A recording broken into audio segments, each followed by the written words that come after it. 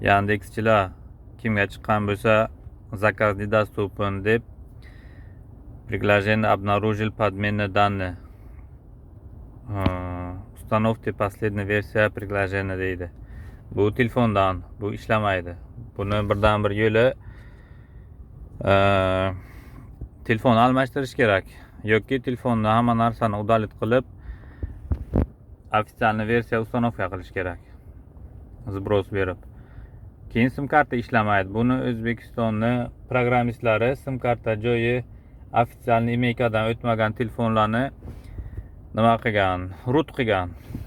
Чтобы sim karta ishlashi uchun sim karta ishlaydi, endi Yandexda ishlamaydi. Kim yangi telefon olmoqchi bo'lsa, tekshirib sim karta qo'yib, programma установка qilib, nalinani bosib ko'ringlar, ishlasa keyin olinglar. Bu